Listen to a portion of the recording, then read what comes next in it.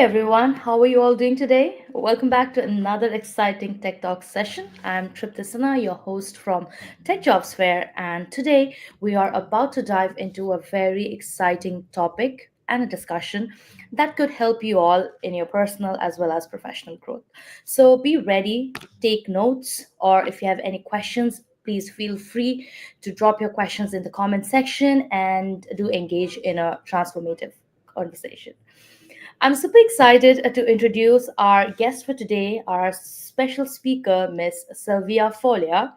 She is a Berlin based business coach with over a decade of experience in tech and has led diverse teams and worked closely with executives across sectors like market research, design, and education. She now coaches professionals through career transitions, teaches leaderships and communication, and mentors executives and managers.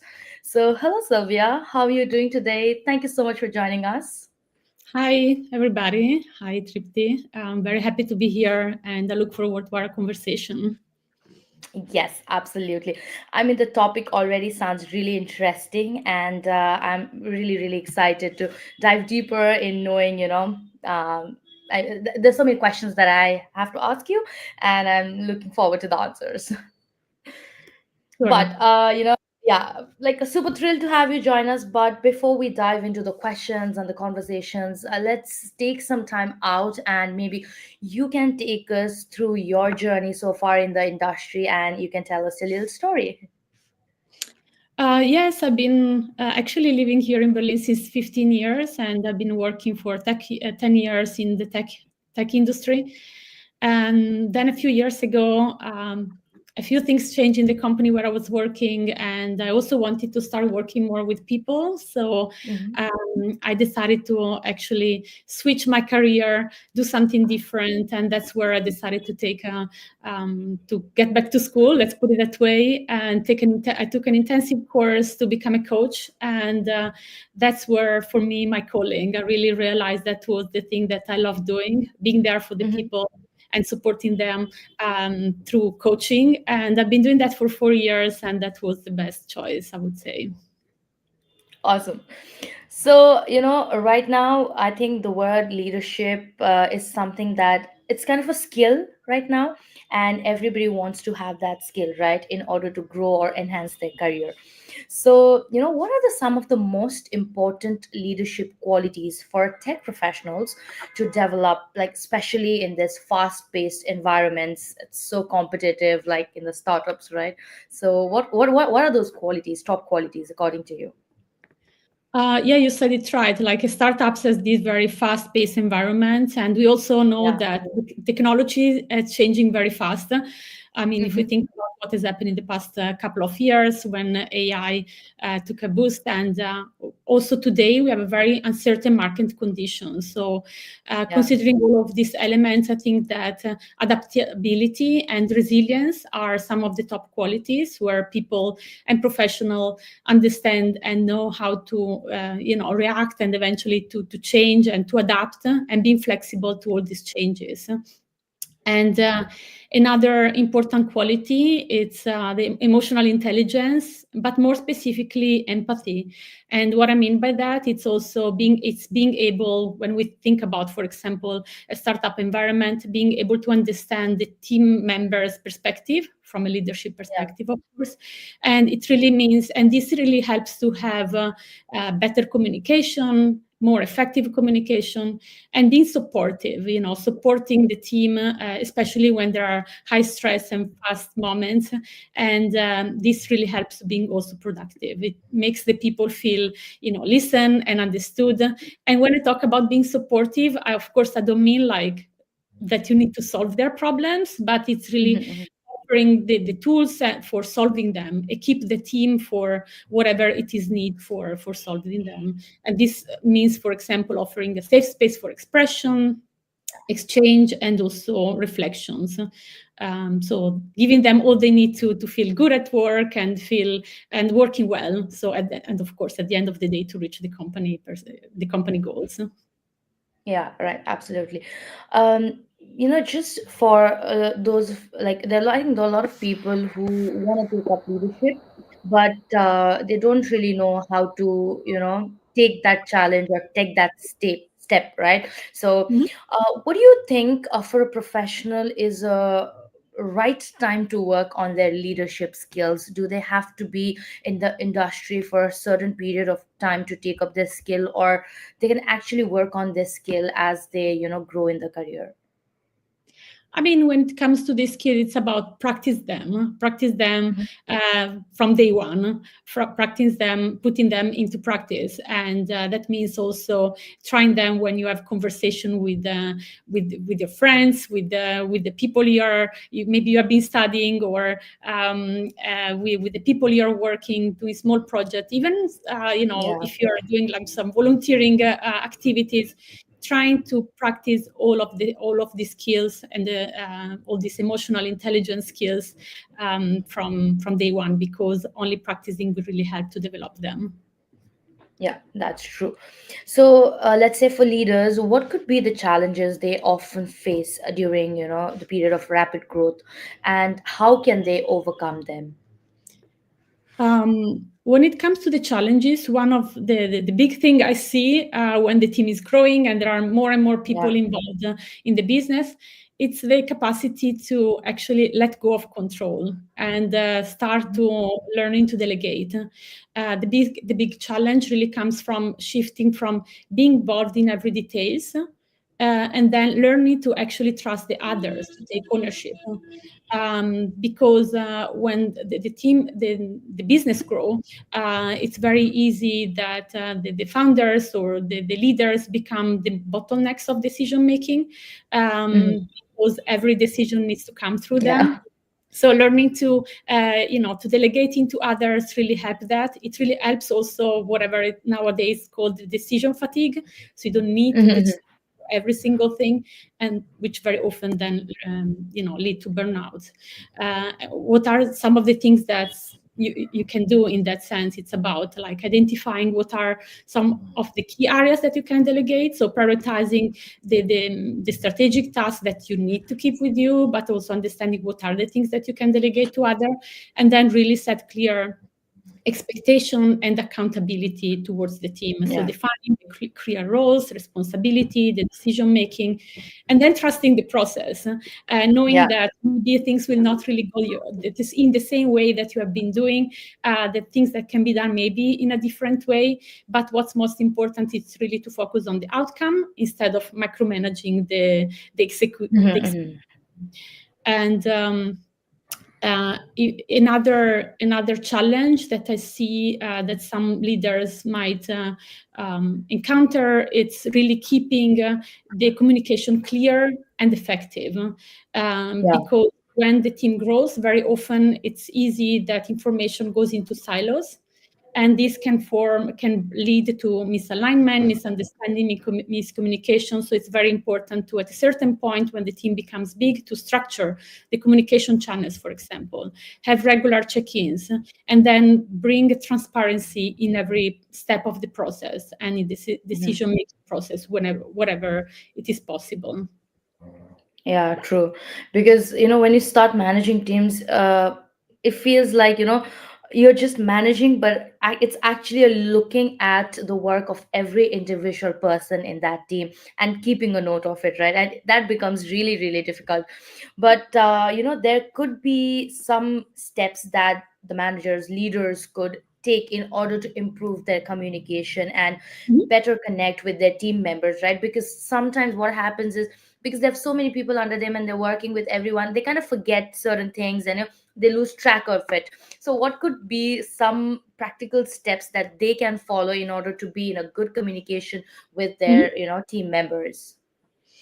Yes, the first thing I always suggest is the active listening. It sounds so easy. You just listen to what the other are saying, but Hmm. active listening, it really means going more deep.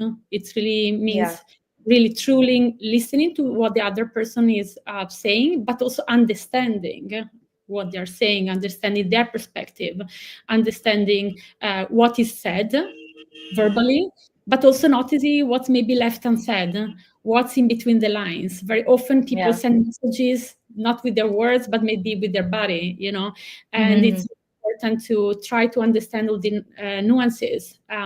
It means being curious. And Yeah. all of this really helps to build trust and improve communication, and also making more informed decision, because you better understand what has been said on the other side. And again, the person that is talking, that would start to feel more understood and listened, and that really helps all the team connections as well. And then another tip could be about practicing what's called clarity in messaging. So Yes. being having clarity in, for example, in setting the roles and expectations, and making sure that all the information are clearly expressed, and they are expressed in a concise way. Very often, there are certain expectations that are in between the lines again. So Mm-hmm. they are not really, they are implicit, they're not really expressed, clearly expressed. So it's very important to not assume, do not expect, but really talk. So Yeah. make information clear. Like some example in this direction could be, for example, like expecting that the teams take initiatives, assuming that all the team members are proactive, they are proactive, they proactively solve problems and go maybe Yeah. beyond job description without being asked. While on the other side, you might have some people like that, but maybe there are some people who needs to have a permission to do that. So it's very Yeah. important to express it, to tell that, or assuming that people understand the priorities or understand your own priorities. Mm-hmm. So um, people can have a different perspective in that. So it's really important to, to clearly express and share with the team what are, for example, the priorities in that sense. So ask, it's more important. And then, of course, I would say it's really important to create a culture, to encourage a culture of Yeah. open feedback, where people can feel comfortable in expressing their opinion, concerns, or ideas. So, and this can be really done through one-to-one check-ins, or like in specific moments dedicated to the feedback, and receiving the input without judging them, but accepting it. So create this culture where people can feel open to share. Yeah.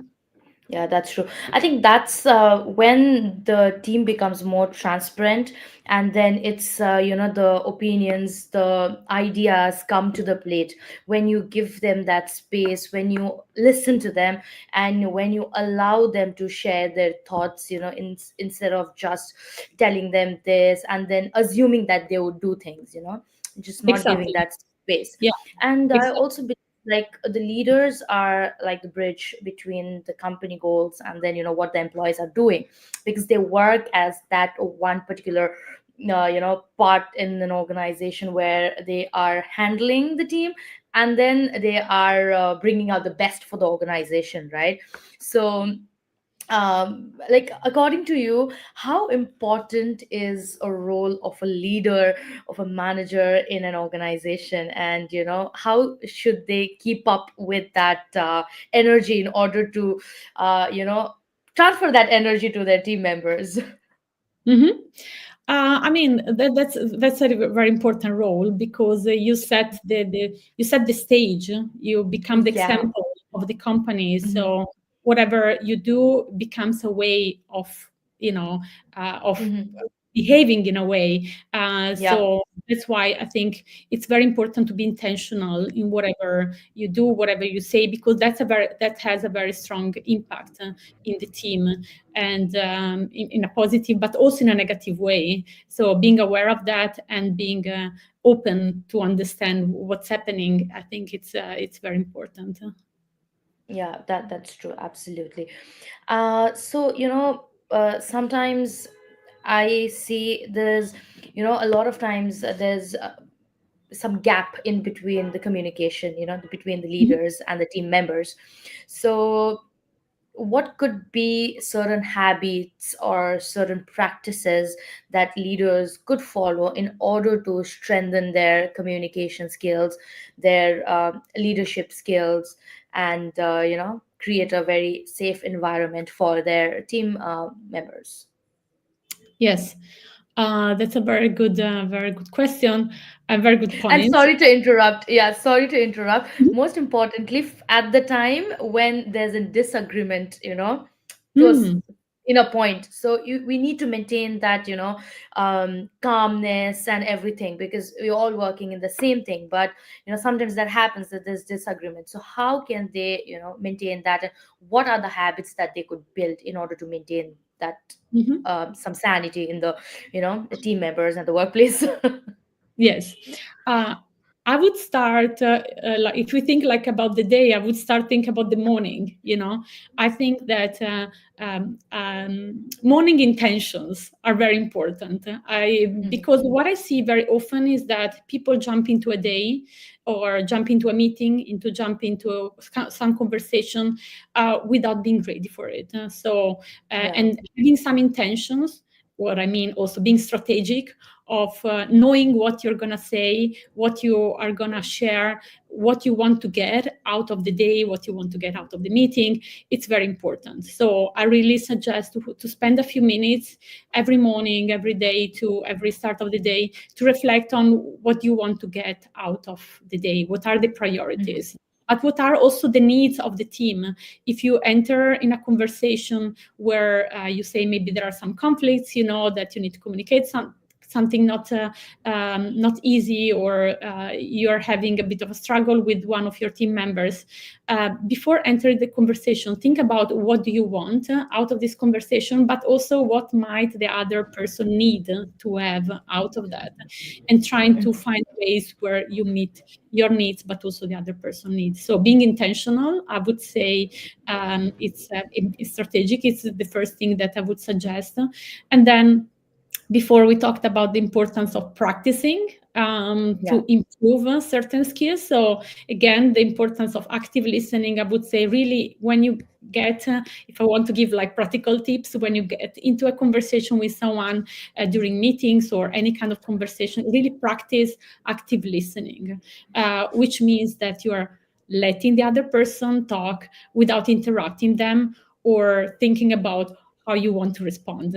Very often our brain jump into, okay, he said this, what am I going to say, how am I going to say it, or why is Yeah. thinking that way, and we don't listen.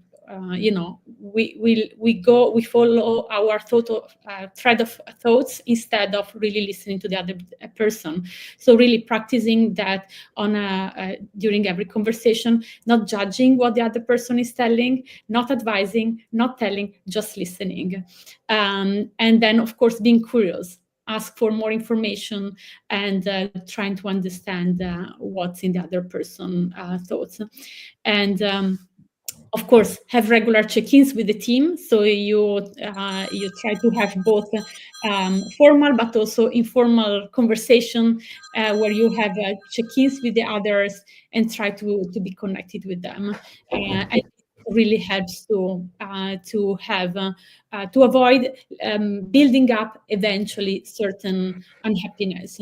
Um, and then another suggestion that I have, it's always also to set some time where you can dedicate time to learning and improving for yourself. So Yeah. try to True. to dedicate some time also to deep dive into certain topics that you think might be useful, like tips for communication, emotional intelligence, or whatever you think you might need. Yeah, Yeah. that's true. Was there something else that you were looking for? No, no, no, absolutely. No, whatever you mentioned actually makes a lot of, point. And then I think it brings out, you actually gave like entire day plan, for someone who's managing a team and how they can actually manage a good team. So that's really important. But sometimes I think you mentioned this earlier in your answers, that micromanaging causes a lot of tension, and then a chaotic it causes a chaotic environment when you're managing a team. So for a lot of people out there may not know what exactly is managing and then micromanaging. If you could highlight a little bit on that, so that even the team members understand whether they're being managed or whether they are being micromanaged. So if you can highlight a little more on that.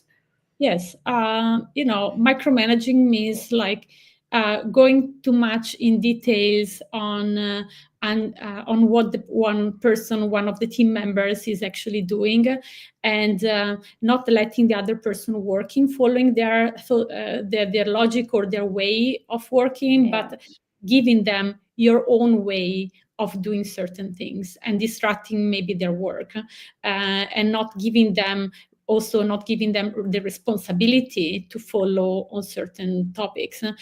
So if managing it means that, and managing it means like you define together with the team or with the person the goal of their work, what they need to reach, and then it's up to them to decide to see how to reach that goal. Micromanaging Yeah. it means you want to know exactly what they're doing at every step of the way and giving your Yeah. own opinion, maybe telling them what to do instead of letting them finding their own way. And of course, from the team perspective, um, this doesn't mean that you don't involve the person, the managers. If you need to have support at certain point, of course you can ask for it, but it needs to Yeah. be more of a flow instead of like a direction from one of the sides. Yeah, absolutely. Because that also helps the, let's say, a professional to develop that skill of taking responsibility and, Exactly. being like a decision maker. Of course, like there's always a point when you have to talk to your, leader, and you have to, discuss certain points with them.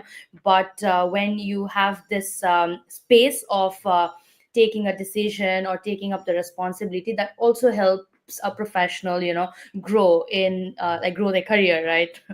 Yes, And exactly. probably helps them to think more from their mind, and maybe some out of the box thoughts can also come Yeah, on the exactly. plate.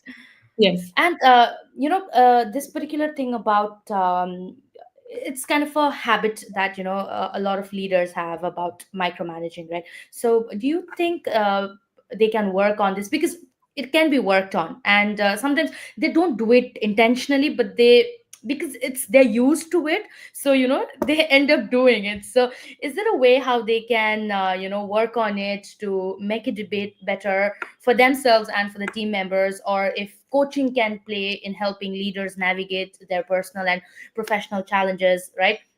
Or how it can help them grow both as individuals and leaders. Yes, first, when it comes to micromanage, delegate. It's all about delegating, learning to delegate to Yeah. others, and of Yes. course, it's definitely a skill that you can develop. It's something that you're gonna build and improve through the time, and it's really about understanding what are the things that you want to delegate, being, and then trusting the people you're working with, giving them the responsibility, being clear on what you're expecting from them. So you don't need to, put yourself exactly in each of the step, and then, as I was saying before, really trusting the process, Yeah. knowing that maybe things can be done differently, but accepting that, and giving them the responsibility that things can be done in a different way, and looking more at the outcome more than how things are done. And when it comes to coaching, yes, of course, I think coaching can be a very strong value for founders, for managers, for leaders, and it really because it really provides like a safe space for reflection, to develop like self-awareness on the topics that must be can be more helpful and impactful for them. Like in this Yeah. case, if someone is aware that or can become aware of the fact that they are micromanaging, and then understanding together what are better ways to go through that, or maybe how to navigate the delegation process, let's put it that way. Generally, a coach really helps to gain clarity on like what are some of the goals that a professional might have, what are the challenges, but Yeah. also what strength that someone has, and Yes. really help to align all of this with their own values. This really and this alignment and having that clear really helps to have stronger relationships in the team, but also outside. It really goes from a professional but also to a personal level. And and if you think about like how does a coaching session look like, generally, like if you think about like a professional can expect a relationship to be collaborative. So I will never come and say what we have to do, but I will come with a lot of questions. Generally, it's a process which is like thought provoking. So if you come with certain ways of thinking, I might, you know, provoke them, and Yeah. just to to help you to open the view and see if there are other more helpful ways to maybe see a situation, deal with the Yeah. situation, and getting out of this habitual way of thinking, getting out of their own patterns. And uh, and generally the coaching sessions are focused on the person, of course, but can also be outcome driven. So it's Hmm. really also about understanding what can be done, what are you going to do from tomorrow or from this afternoon after the call. And it also brings accountability. So there's going to be regular check-ins and continuous progress review. So it's really Yeah. a journey of self-discovering, understanding new insights, and having actionable steps for both the professional and the personal growth. Yeah, absolutely. I think it also depends on what their goal is. Like you mentioned, either they want to work on like it depends on the situation that they are in. Just working on their skills, or actually they are in a situation where no, they're not being able to manage or handle certain things, and then they want to seek for some professional help and all of that, and just to also clear their thought, right? Because Yes. sometimes the thoughts can get really cluttered, and you exactly don't know which direction to put your thoughts into. So I think it really helps decluttering your thoughts as well, and giving them that perfect channel from where we can take our imagination and then thoughts. Yeah, That's exactly. absolutely true. Yeah. Well, I mean, those were the questions from my end, and this brings us to the end of the session, because we do have some time limitations here. But before we wrap this up, Sylvia, is there anything that you would like to add from your end to our all of our viewers, our Mhm. professionals, our leaders? Anything that you would like to add from your end? Yes, I always like to remind that at the end of the day, we are all people, we are all coming with our own values, our own needs, our own perspective on how we see the world. Yeah. So I always say that that leadership, it's not only about strategy and execution, it's so much about the human connection. And Yes. as I was saying before, every conversation, every moment we talk with the other person can really have a strong impact on them in a positive but also negative way. So it's very important to be intentional on how we want to show up, how we want to listen, how we can support the other person around us, because all of this can really make a big difference in the relation with the person and also in the team. Yeah. And it's very important to have a good team, like a healthy team environment, right? To get Exactly. the work done and get the right goal. But Yes.